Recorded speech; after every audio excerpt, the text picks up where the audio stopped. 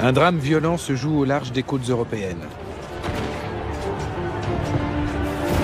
Surgis de la mer, des corsaires enlèvent sans ménagement des hommes et des femmes.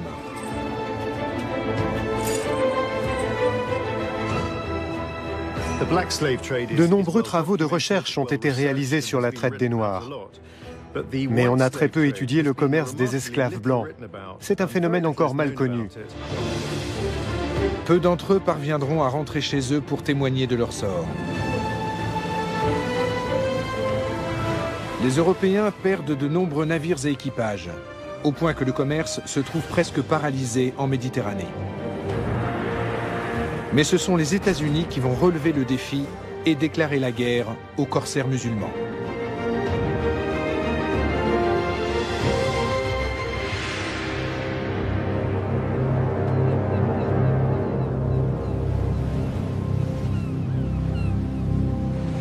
Nous sommes en 1800. La toute jeune nation américaine est confrontée à un défi de taille. Elle est menacée par un ennemi qui donne du fil à retordre à l'Occident depuis plusieurs siècles. Des corsaires musulmans appelés barbaresques.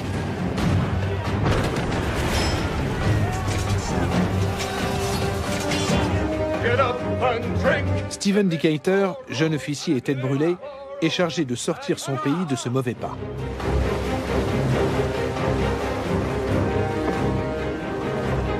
Il lit tout ce qu'il trouve au sujet des corsaires et découvre le destin incroyable de certains de leurs prisonniers. Comme celui de ce mousse, devenu esclave, qui fera une étonnante carrière en Afrique du Nord.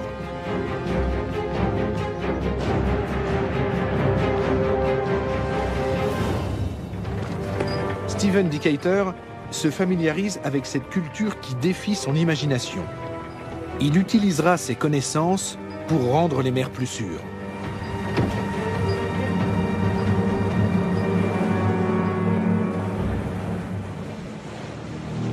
Retour au milieu du XVIIIe siècle. Comme tous ses contemporains, le capitaine Jean-François Prépeau est prudent lorsqu'il croise en Méditerranée. Cette frégate dans la brume est-elle un navire français? Ou appartient-elle à des corsaires musulmans? Prépeau hésite et perd un temps précieux. Les corsaires en profitent pour donner l'assaut. Allez, dépêchez-vous, il faut faire vite maintenant. Ils se font passer pour un navire marchand français et, comme c'est souvent le cas, les chrétiens se laissent abuser. On ne leur échappera pas.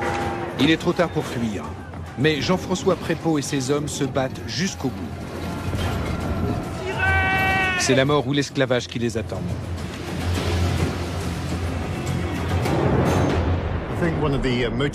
Les barbaresques sont apparus après que les Maures ont été chassés d'Espagne. Ils se sont installés en Afrique du Nord et ont consacré toute leur énergie à attaquer les navires marchands chrétiens. Voilà pourquoi il y a eu une telle augmentation des expéditions corsaires au XVIe et XVIIe siècle. Alger, Tunis, Tripoli. Les musulmans fondent une série de régences sur la côte nord-africaine et aspirent dans un premier temps à renouer avec leur activité de prédilection, le commerce.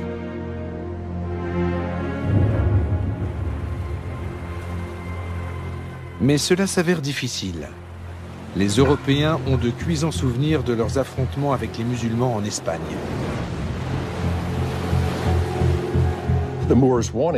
Les Maures voulaient avoir leur part dans le commerce méditerranéen très lucratif et être traités à égalité avec les Espagnols, les Portugais et les Français. Mais les puissances européennes, particulièrement l'Espagne, ont refusé d'admettre dans leurs échanges les corsaires, ou plutôt les États barbaresques, comme on les appelait. Elles leur ont imposé des surtaxes et des réglementations impossibles à respecter. Pendant 2 siècles, ces États barbaresques ont donc dû se résoudre à piller au lieu de commercer. Les Européens se sont ainsi créés, bien malgré eux, une menace permanente.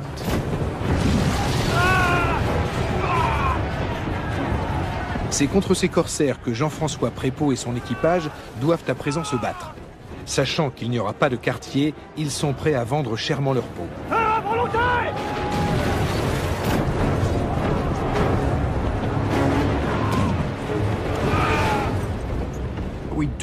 On le sait, en cas de résistance, l'équipage risquait d'être tué et non d'être réduit en esclavage.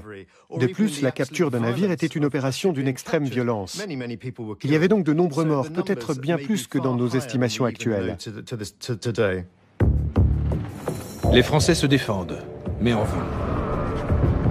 Les Barbaresques passent à l'abordage.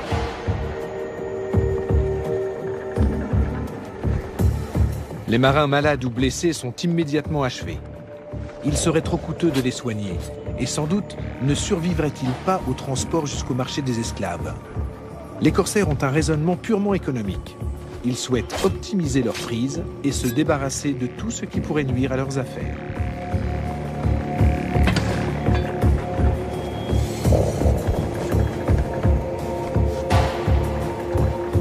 Jean-François Prépeau a commis une erreur fatale. Il sait qu'il sera puni à Alger pour avoir osé résister à ses agresseurs.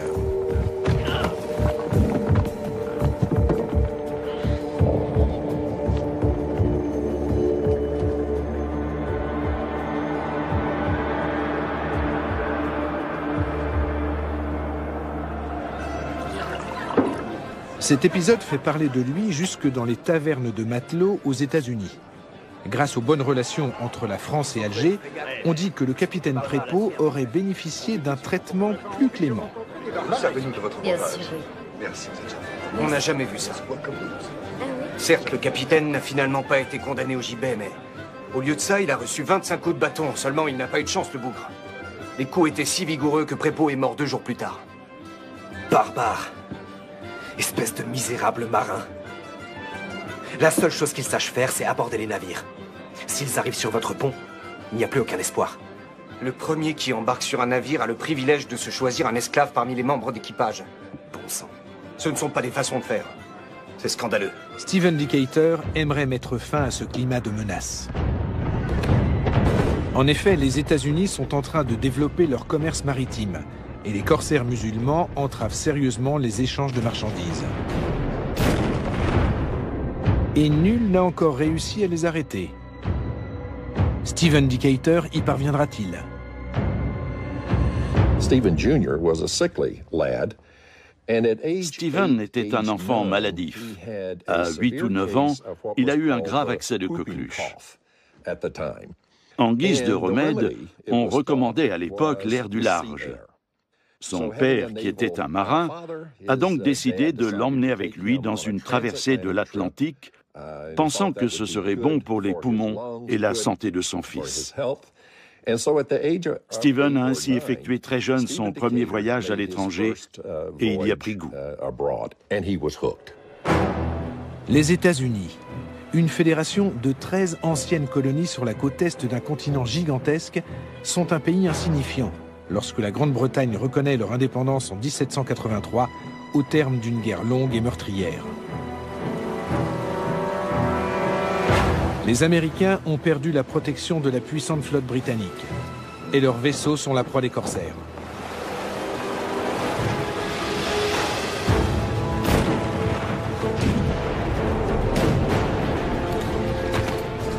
Pour laisser ces navires circuler en paix, les Barbaresques exigent le paiement d'un tribut annuel.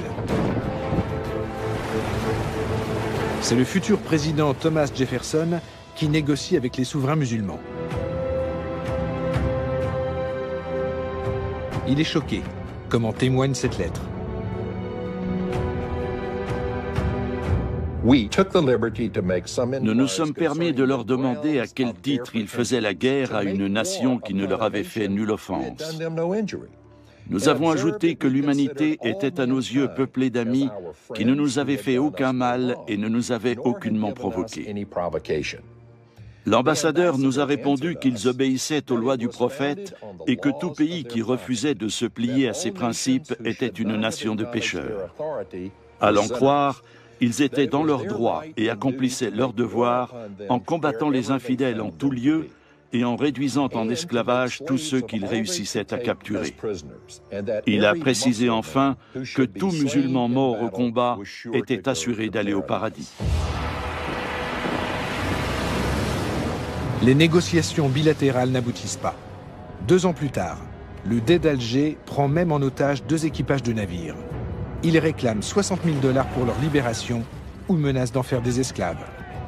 Rapporté au budget actuel des États-Unis, cette somme représenterait aujourd'hui plus de 60 milliards de $.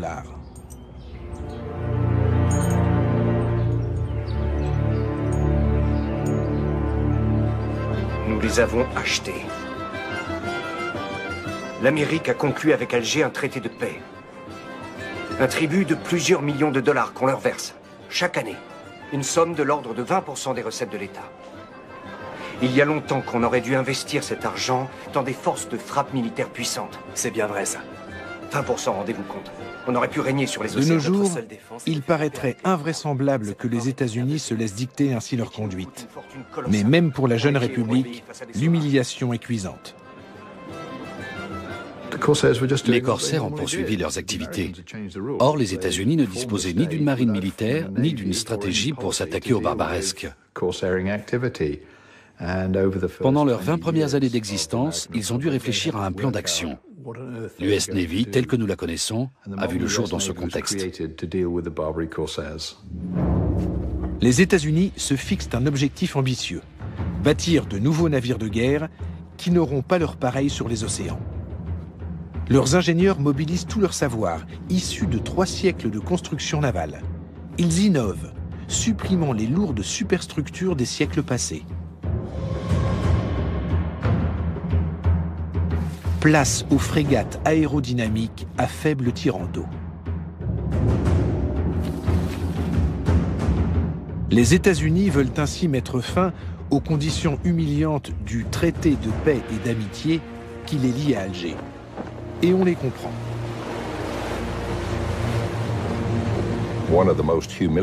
En 1795, les États-Unis ont connu un épisode particulièrement humiliant. Le Dey Hassan, le régent d'Alger, a exigé que les Américains lui construisent un navire au lieu de lui verser un tribut en espèces sonnantes et trébuchantes. Il devait livrer à Alger une frégate d'une quarantaine de canons doublés de cuivre. Le président George Washington a écrit qu'il en avait été extrêmement mortifié. Mais les États-Unis étaient faibles à cette époque, et le président a jugé que son pays n'avait pas d'autre choix que de s'exécuter. Il savait pourtant bien qu'avec ce navire de guerre, les Algériens captureraient de nouveaux vaisseaux marchands américains et européens. Les Américains sont piqués au vif par tant d'impertinence et décident de construire des navires encore plus rapides, conçus pour durer. En somme, meilleurs que ceux des corsaires.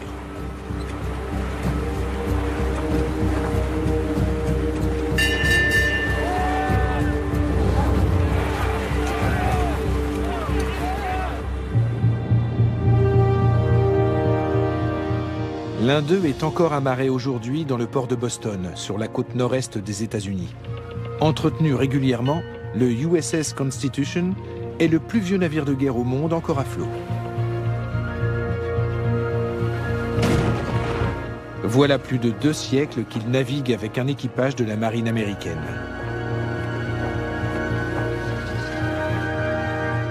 Dotée d'une puissance de feu hors du commun, cette frégate ne craint pas la concurrence des autres vaisseaux de son époque. Au début du XIXe siècle, ses homologues britanniques et françaises sont équipés d'une trentaine de petits canons, mais le USS Constitution peut en emporter jusqu'à 2 fois plus, d'un calibre supérieur.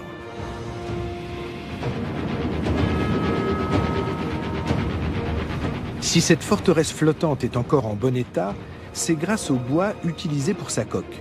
Il ne s'agit pas de chêne blanc comme c'était l'usage, mais de chêne de Virginie, une essence plus rare.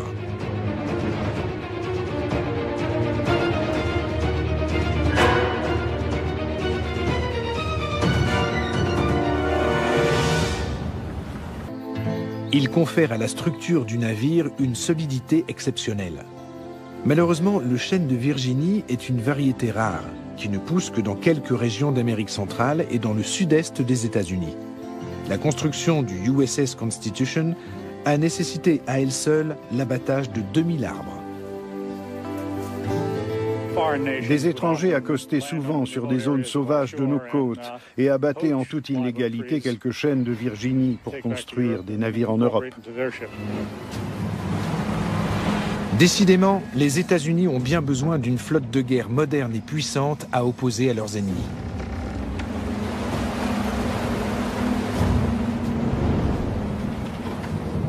En 1801, le pacha de Tripoli pose un ultimatum. Il n'épargnera les navires américains que moyennant le versement d'une somme de 225 000 $. Les États-Unis ne réagissent pas. Le 14 mai 1801, le pacha leur déclare officiellement la guerre, bientôt rejoint par ses alliés, le Royaume du Maroc et les régences d'Alger et de Tunis.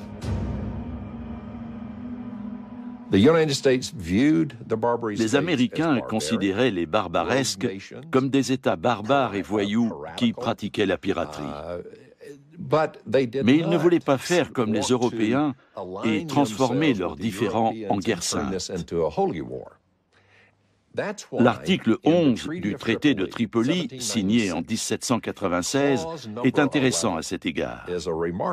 Il affirme que les États-Unis ne sont pas une nation fondée sur le christianisme. C'est une déclaration en faveur de la liberté de religion. Cette disposition a été introduite pour affirmer « Ceci n'est pas une guerre sainte. Nous ne sommes pas des Européens repartis pour une nouvelle croisade. Ce n'est pas notre but. » C'est Thomas Jefferson qui est à présent président des États-Unis. Il a besoin de l'accord du Congrès pour répondre à la déclaration de guerre. Après une valse hésitation, les parlementaires acceptent le principe d'une intervention. Une escadre de navires de guerre flambant neufs doit infliger une correction mémorable aux corsaires. Les Américains n'avaient aucun problème à s'allier à des musulmans contre d'autres musulmans, ou à des chrétiens contre d'autres chrétiens. Pour eux, ce n'était pas une question religieuse, mais économique. Il y avait de profondes divisions dans la classe politique américaine entre les fédéralistes, qui voulaient préserver le commerce extérieur, et les républicains démocrates, qui plaidaient pour un repli sur le continent et ne tenaient pas à développer le commerce. Ces guerres ont révélé cette fracture importante. On va remettre les pendules à l'heure. Stephen Decatur a rapidement gravi les échelons de la marine américaine pour accéder au grade de lieutenant. Comme des centaines d'hommes, il va connaître son baptême du feu en Méditerranée. Avant le départ, on fête les héros. Je suis content de servir l'honneur national. Le jeune officier, qui aime boire et en découdre, brûle d'envie de faire ses preuves. Come and drink and live for the Navy. Come and drink and live for the Navy. À notre victoire.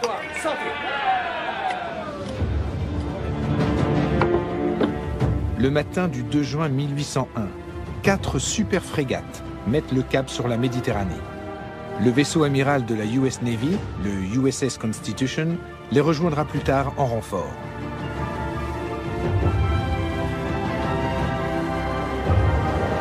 Les intempéries et les caprices du vent ralentissent leur progression.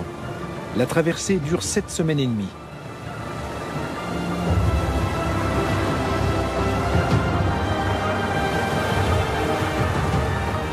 Stephen Decatur met à profit les longues heures de désœuvrement. Il étudie de près les cartes maritimes les plus récentes et lit de nombreux ouvrages sur les corsaires musulmans. Merci. Vous pouvez vous retirer. Il veut en apprendre le plus possible sur les ennemis de son pays. Comment font-ils pour semer la terreur depuis plus de 3 siècles dans la Méditerranée et l'Atlantique? Quel est leur mode de vie, en mer et à terre? Il étudie aussi leur tactique d'attaque et leur guerre sainte contre le monde chrétien. Certains Européens devenus esclaves des corsaires au XVIIIe siècle et revenus au pays par la suite ont publié leurs mémoires.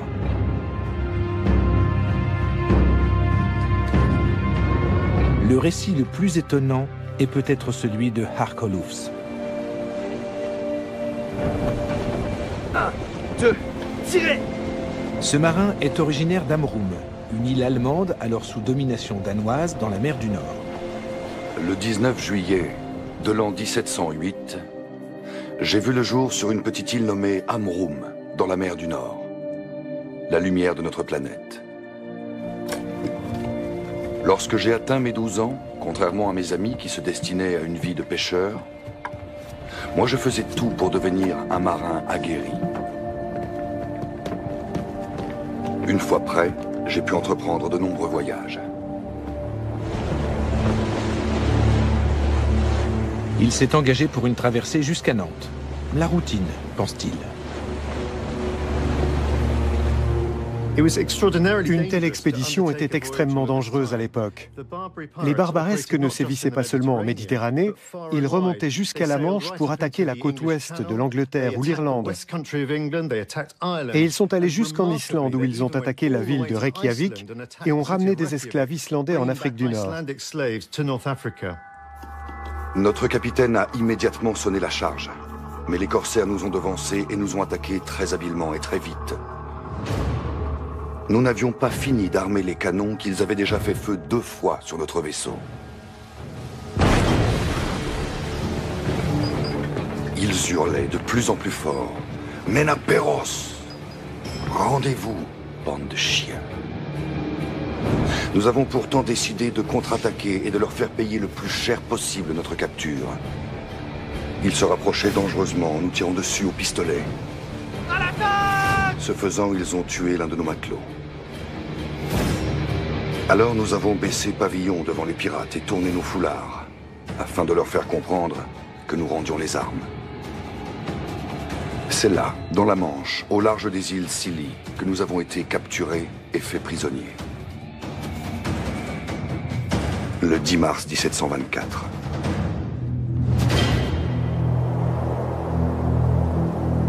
Les corsaires ont réalisé une prise juteuse. Un navire transportant 21 hommes, pour la plupart jeunes et forts. De la marchandise de choix pour le Batistan, le marché aux esclaves d'Alger.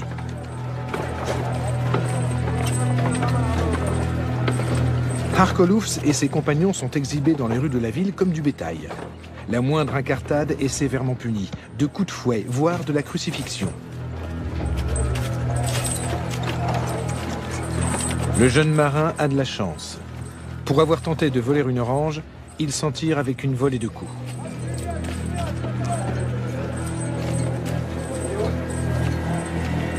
Jusqu'au XIXe siècle, il est courant de croiser des esclaves blancs dans les villes musulmanes. Européens pour la plupart, ils se voient confier les tâches les moins nobles et les plus pénibles.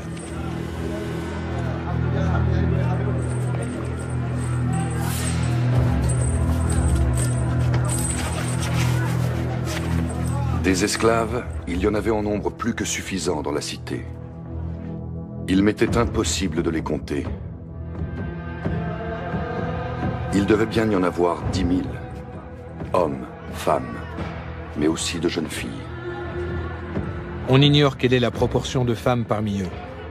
Si la déportation de millions d'Africains vers le continent américain a fait l'objet de nombreux travaux, les recherches n'en sont qu'à leur début concernant la traite des Européens, et l'on manque de chiffres précis. Selon certaines estimations, ils sont plusieurs centaines de milliers à avoir trimé contre leur gré dans l'ensemble de l'Afrique du Nord, où il est alors de bon ton de posséder un esclave blanc. Les plus beaux. Mais ce chiffre ne tient pas compte des victimes des attaques barbaresques. Le total représente peut-être le double ou le triple. On n'en sait rien. L'endroit a tout d'un marché aux bestiaux. La dentition d'un esclave en dit beaucoup sur son état de santé et influe sur son prix. Mais les critères pris en compte sont nombreux. Sexe, âge, éducation ou encore origine. Harkolufs n'a pas trouvé preneur et se retrouve au cachot.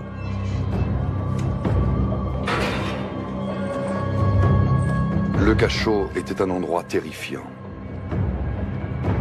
Le bruit, les hurlements, la puanteur et le chaos. Ma ration quotidienne consistait d'un bout de pain moisi et d'eau croupie. Le lendemain, on m'a de nouveau présenté sur le marché aux esclaves. Va-t-il rester en vie ou mourir prématurément? Être traité comme une marchandise ou condamné à trimer? C'est ici que se décide son sort. Et j'ai prié que Dieu, dans toute sa miséricorde, m'épargne le pire. Esclave dans une carrière de pierre ou esclave de rame sur une galère de corsaires, ce qui m'aurait condamné à une mort certaine. Finalement, j'ai été vendu sur le marché contre 1000 aspres. Les marchands d'esclaves et les barbaresques étaient très contents quand ils mettaient la main sur un marchand issu d'un milieu aisé. Ils pouvaient ainsi essayer de le revendre à sa famille. Dans toute l'Europe, les églises et les gouvernements collectaient d'énormes sommes d'argent pour permettre à l'État ou aux familles de racheter le captif.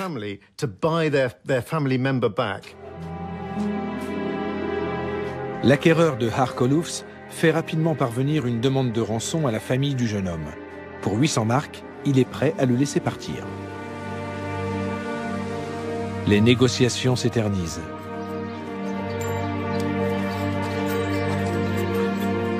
Sur l'île d'Amrum, la paroisse recueille des dons.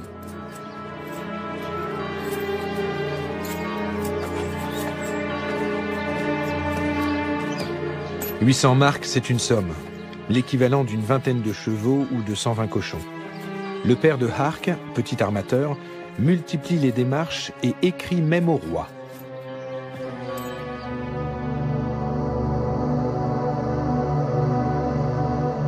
Mais la rançon reste impayée et le sort du jeune homme est scellé. Son propriétaire, qui a décidément fait un mauvais calcul, le revend à perte au bey de Constantine.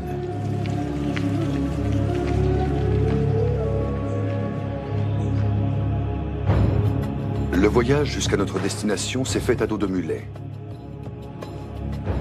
Ce pays est une contrée désertique, peuplée de Turcs et de Maures. Leur langue, l'arabe. Et leur religion, les Mahométans la pratiquent avec zèle. Dès que le jour commence à poindre, un homme qu'on appelle le Moudzin appelle à la prière depuis une tour.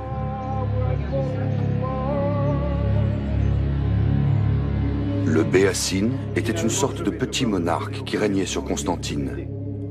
Une cité agréable, avec une forteresse. D'après mes spéculations, nous nous trouvions à 12 jours de voyage, ou une soixantaine de milles, au sud d'Alger.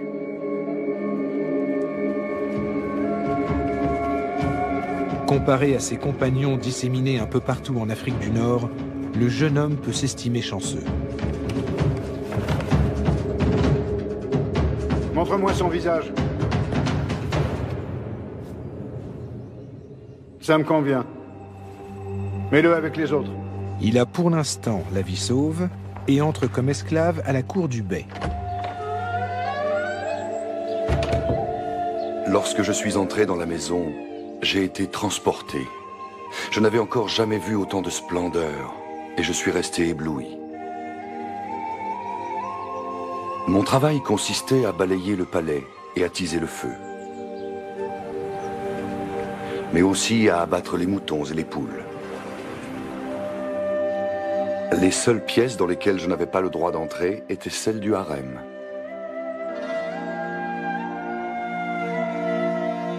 De nos jours encore, cet univers interdit et sulfureux reste entouré de légendes, surtout en Europe et en Amérique du Nord.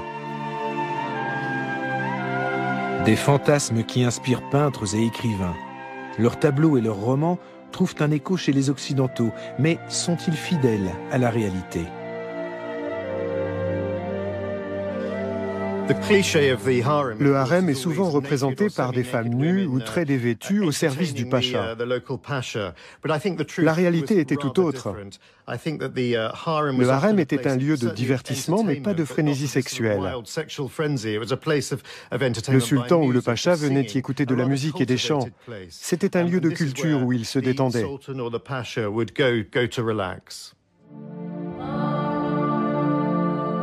La tradition du harem remonte à l'époque pré-islamique. Dans ce quartier de femmes hermétiquement fermé, seuls sont admis le maître et ses eunuques.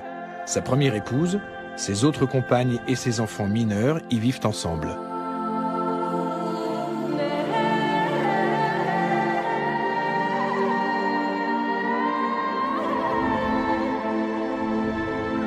C'est la seule façon pour le souverain d'une société patriarcale de prévenir toute infidélité de la part de ses femmes et d'être sûr que les potentiels héritiers du pouvoir sont bien ses fils. Peut-être s'agit-il aussi de prévenir les rapts de femmes, une fâcheuse coutume des tribus d'Arabie.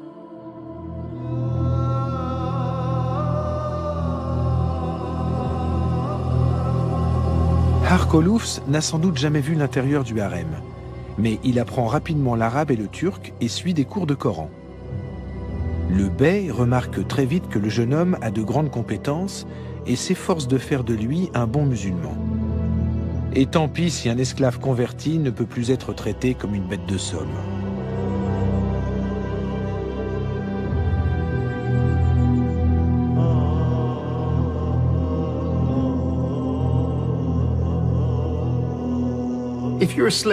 Pour un esclave, la conversion à l'islam ouvrait certaines portes. Il devenait possible de travailler dans les palais, de devenir un domestique chez les puissants, ou même de servir dans l'armée. On pouvait donc nettement améliorer son quotidien, moyennant toutefois une démarche assez radicale. Mais il y avait également un inconvénient, et pas des moindres. Le converti savait que son pays d'origine ne paierait jamais sa rançon. C'était un point de non-retour, et il ne reverrait sans doute jamais sa patrie. Pour Harkolufs, la conversion représente sans doute une chance inespérée. Il va tirer parti de la situation et faire carrière à la cour du bey. Après 3 ans comme laquais, il est promu trésorier, puis accompagne le souverain en pèlerinage à la Mecque.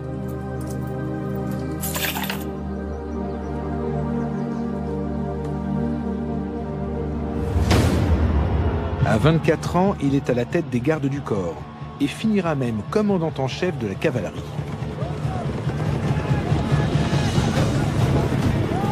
Avant une bataille décisive contre le régent de Tunis, il part lui-même reconnaître les positions de l'adversaire.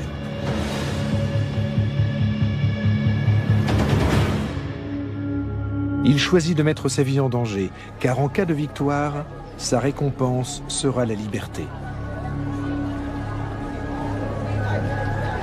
C'est ainsi que je me suis infiltré dans le camp ennemi, en prétextant que je souhaitais déserter. Cela m'a permis d'obtenir des informations précises sur toute leur organisation. La nuit de mon retour, mes troupes ont donné l'assaut.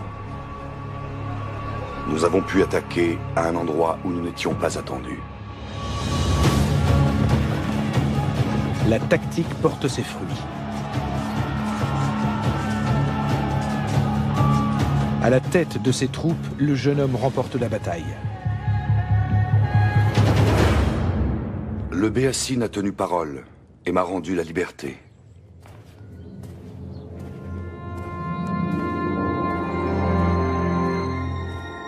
Lorsque j'étais prêt à prendre congé, je me suis rendu auprès de mon maître et lui ai baisé la main. Effendi, je vous remercie pour le pain et la solde que vous avez eu la bonté de m'octroyer pendant 12 années, et je demande votre bénédiction. Je te remercie, capitaine. Tu m'as servi avec loyauté pendant toutes ces années.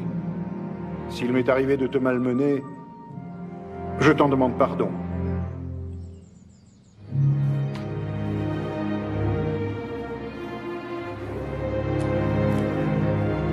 Là-dessus, il m'a donné un laissez-passer en parchemin que je pourrais présenter à Alger.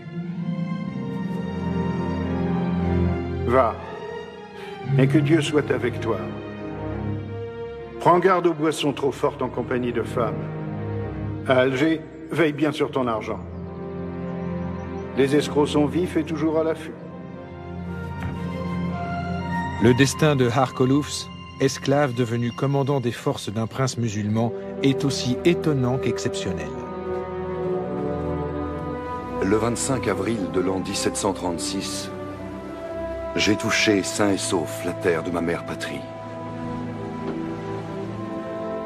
J'avais dans mes cales des tissus de la soie la plus fine qui existe et de grandes quantités d'or massif.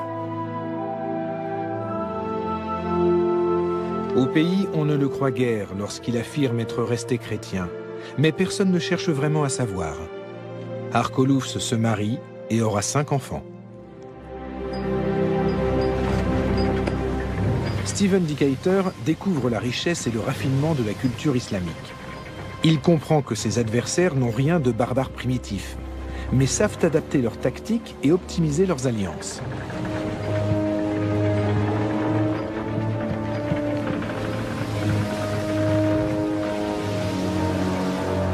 les Américains, qui se reposent sur leur flotte de guerre, constatent bientôt qu'elle ne sera pas suffisante. Pendant des mois, leur escadre assiège la baie de Tripoli pour affamer l'ennemi. Mais les corsaires effectuent régulièrement des percées pour ravitailler les habitants de la ville. Thomas Jefferson s'impatiente.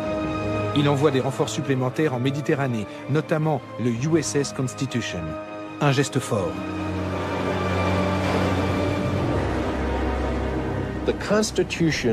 Le USS Constitution était un navire de guerre auréolé de ses succès. Mais il était aussi le symbole de la détermination des États-Unis à protéger leur liberté et leur indépendance. Il faut alors un équipage de près de 500 hommes pour préparer la frégate au combat et la maintenir en condition opérationnelle. L'ennemi est convaincu que sa coque est impénétrable.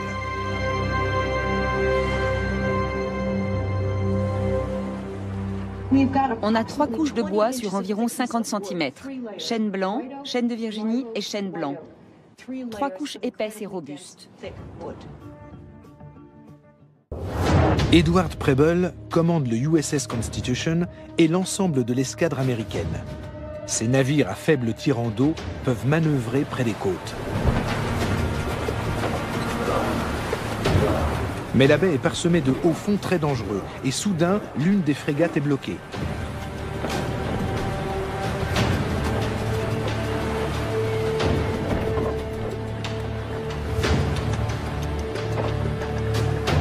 Que voyez-vous dans votre longue vue, lieutenant? J'ai l'impression que le Philadelphia a percuté un récif qui ne figure pas encore sur nos cartes. Bonté divine, comment une telle chose peut-elle se produire? Pour sauver le Philadelphia, son capitaine fait abattre plusieurs mâts. Mais cela ne suffit pas. L'équipage jette par-dessus bord une partie du chargement et des pièces d'artillerie. Rien n'y fait. Nous devons absolument empêcher le Philadelphia de tomber aux mains des pirates. Les corsaires ont repéré cette proie facile et ouvrent le feu sur le Philadelphia. Le capitaine William Bainbridge n'a plus le choix. Il baisse pavillon pour signifier qu'il se rend. Ce satané Bainbridge. 2 hypothèses. Soit c'est un lâche, soit c'est un traître abject. Ou bien il est simplement idiot.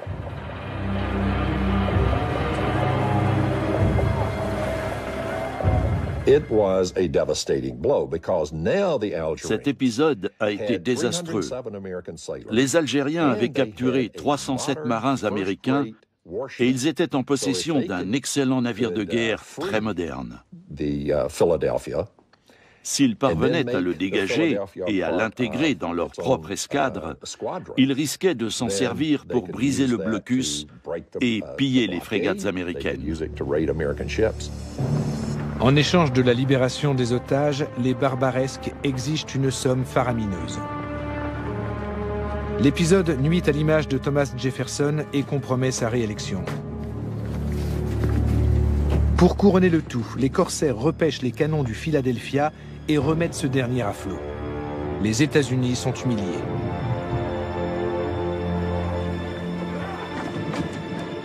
Il faut à tout prix empêcher le Philadelphia de devenir un navire de guerre ennemi. Ce serait pire que tout, hors de question. Peu importe ce que ça nous coûte, quand bien même, il ne resterait qu'une seule solution, détruire notre navire de l'autre côté des lignes ennemies. Comment est-ce possible? La frégate est surveillée de près. Secrètement, par voie diplomatique, William Bainbridge transmet à Preble des informations précises sur les forces ennemies et leur artillerie. Écoutez, messieurs, l'heure est venue. Dites aux hommes de se mettre en position et appareiller l'Intrépide. Officier. À vos ordres, comptez sur moi. Une dernière chose. Envoyez-moi tout de suite ce jeune lieutenant impertinent. Il savait qu'il fallait confier cette mission à Stephen Decatur, ce jeune lieutenant intrépide. Et Decatur a immédiatement accepté. Il voulait cette mission. Vous avez demandé à me voir? J'ai toute confiance en votre intrépidité et en votre esprit d'initiative, lieutenant. Vous avez un nouvel ordre de mission. Vous allez vous rendre par le chemin le plus rapide à Tripoli. Sur place, vous profiterez de la nuit pour entrer dans le port. Vous aborderez le Philadelphia et vous y mettrez le feu. Prenez avec vous autant d'hommes que vous le voudrez. À vos ordres.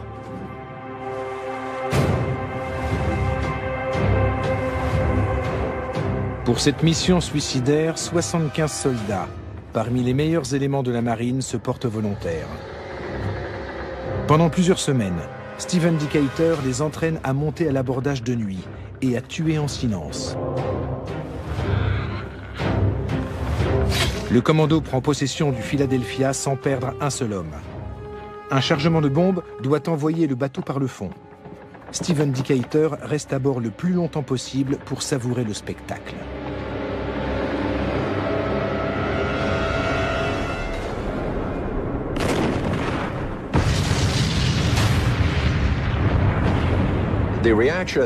Cette opération a immédiatement suscité des réactions enthousiastes.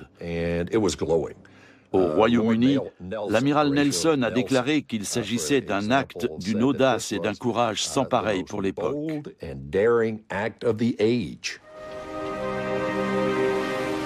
Grâce à ce coup de force, Stephen Decatur devient célèbre du jour au lendemain. Il est promu capitaine, ce qui fait de lui le plus jeune officier de la marine américaine à accéder à ce grade.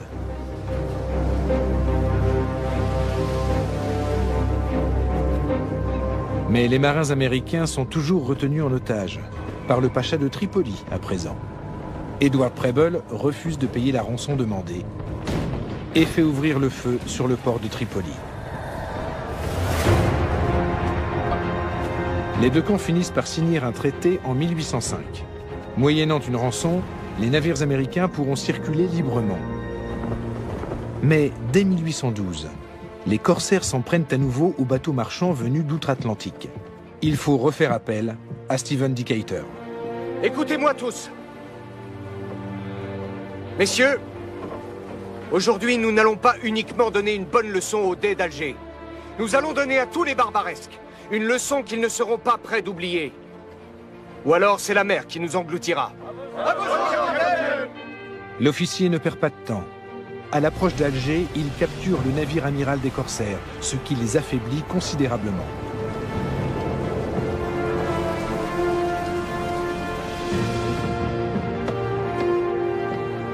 Puis il positionne ses frégates et menace de réduire la ville en cendres si le souverain ne capitule pas.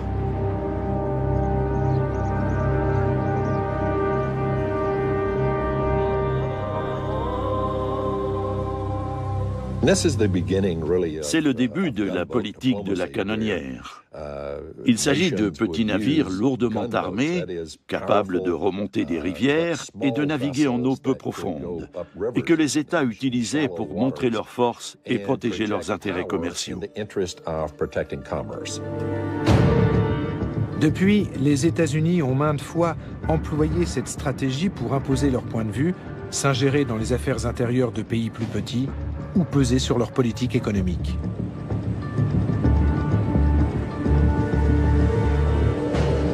Ils possèdent aujourd'hui une dizaine de porte-avions, qui sont autant de bases flottantes capables de diffuser l'influence américaine dans le monde entier grâce à leur présence musclée. Cette stratégie remonte à la Seconde Guerre barbaresque de 1812.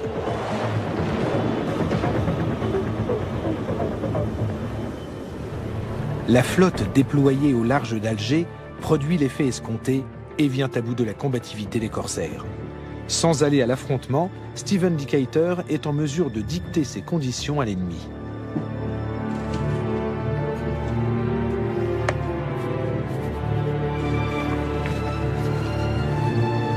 Le 3 juillet 1815, l'envoyé d'Alger, Tunis et Tripoli signe un traité avec les États-Unis à bord d'un navire américain. De toute évidence, c'est à contre-cœur que les trois régences s'engagent à relâcher sans contrepartie tous les prisonniers de guerre américains. Et ce n'est pas tout.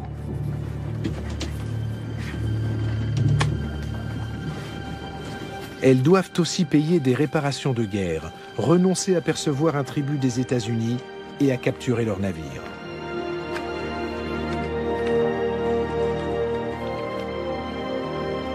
Cela suffira-t-il à mettre un terme aux méfaits des corsaires? Les barbaresques ne sont pas des marchands isolés. Ils font partie d'une organisation collective avec un modèle économique qui puise ses revenus dans les expéditions corsaires, l'esclavage, la contrebande et le commerce de l'or. Ils ne peuvent pas arrêter car ils dépendent de ce commerce. Si le Dey d'Alger signe un traité promettant de mettre fin à ses activités, c'est un homme mort, car les régences n'ont pas d'autre modèle économique. Pendant plusieurs années, une poignée de corsaires vont en effet continuer à sévir dans l'illégalité. Ce sont les Français qui libéreront les derniers esclaves blancs après la conquête de l'Algérie en 1830. Il reste que les écumeurs de la Méditerranée ont pour la plupart cédé face à l'audace d'un homme et de son équipage, mais aussi face aux navires américains ultramodernes. Les États-Unis croient alors à leur supériorité technique sur leurs adversaires. Mais cet avantage va bientôt s'amenuiser.